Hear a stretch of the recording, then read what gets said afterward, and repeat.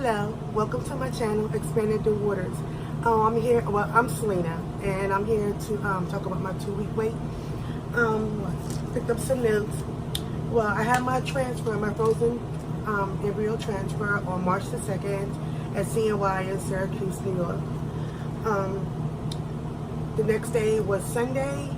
I really didn't feel anything. A little twinges every now and then, but I was on progesterone since the Monday before, so that's why I think that came from. My breasts was a little sore, as they are now, but that's the next day was the same thing, but I did feel like a little bit of nausea, but I take that from the estrogen that I was taking.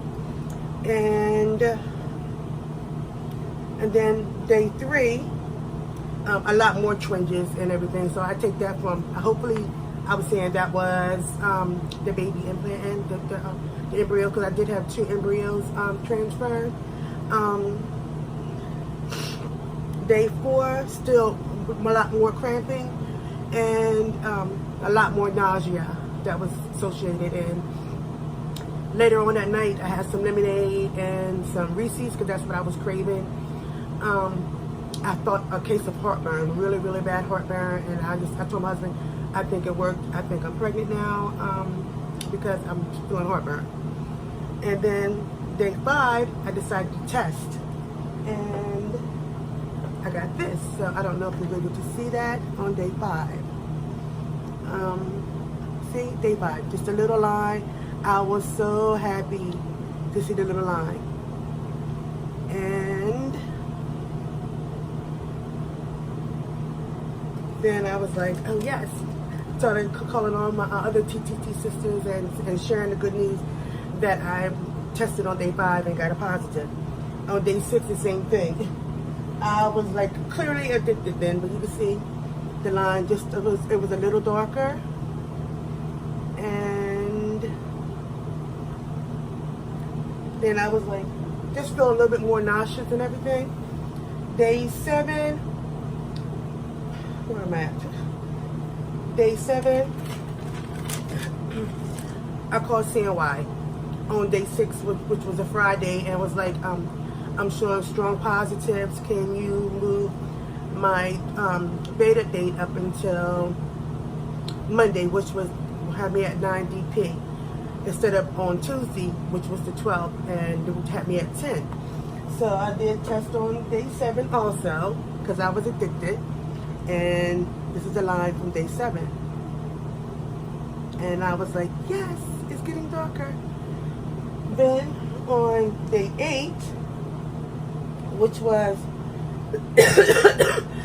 I'm sorry, day 8, oh yeah, speaking of that, on day 3, I woke up with a really bad stuffy head cold, and no one in my household had a head cold. And I looked it up, and that's like a sign that of implantation. That's a sign of pregnancy. And I still have that same cough and everything since Tuesday. And it's not as bad as it was, but now my nose is running and everything. So hopefully that'll go away soon. But back to day 8. This is day 8. And see how the line is getting darker? But I was like, okay, it should have been darker than that. And I'm comparing my test to everybody else. Of course, yes, that's what we do. And I took this. And I was like, yes. Oh, I don't know how you're seeing it backwards or not. But I took that, and I was like, yes. Because I knew the ACG had to be higher. I think they're 50 to take these. That's what I read. I don't know how true it is. But I took this. And then I was like really, really nauseous. I lost my appetite. As far as sleeping, my sleep pattern is gone. And I'm a baker, so when I get up in the morning, I have to like get my cakes and pastries and everything ready for my customers, and I'd be so tired. All I want to do is just lay on this bed and just sleep all day. And the days I don't have, since my transfer, I don't have anything to do that day. I just sleep and sleep and sleep. I don't know if it's from the babies or the progesterone or. And one more thing about the progesterone. When I went to go get my mid-levels done, my progesterone dropped a lot. So I had to up my progesterone from 1.5 to 2 milliliters, and I had to use the endometrium 3 times a day instead of twice a day. And when and it did eventually go back up. But on beta day, which was that Monday, of course, I tested again, and it was darker than it was on day 8. And I was like, yes, it should be a good number. And then I did the little cheapy ones on day 8 and day 9.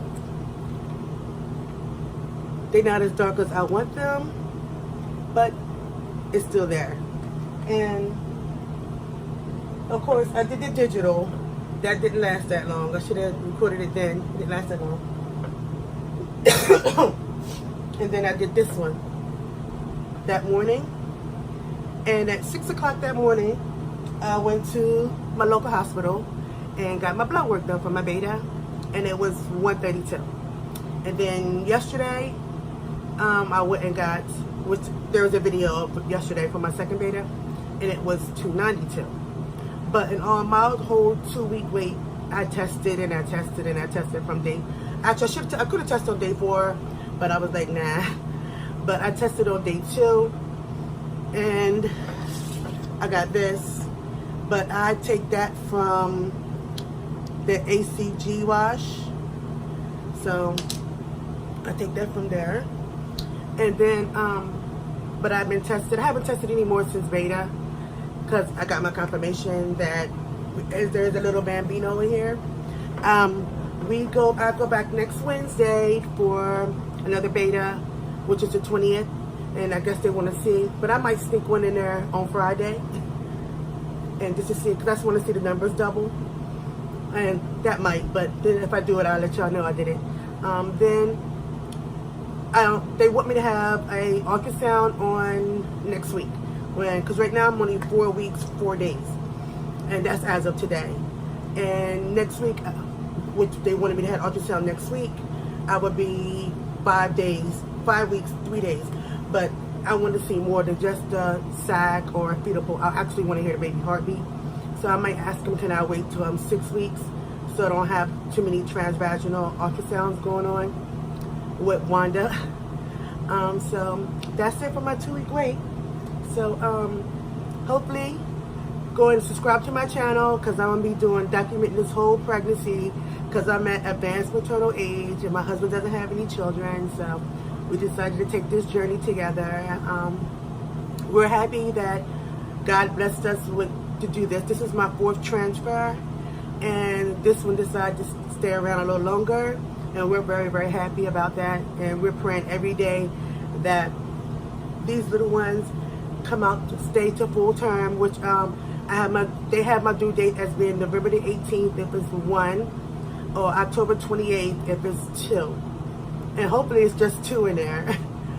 And I pray for all my TTC sisters that's still going through the struggle, and that just getting their big fat positives. Hopefully we can all make it to the end.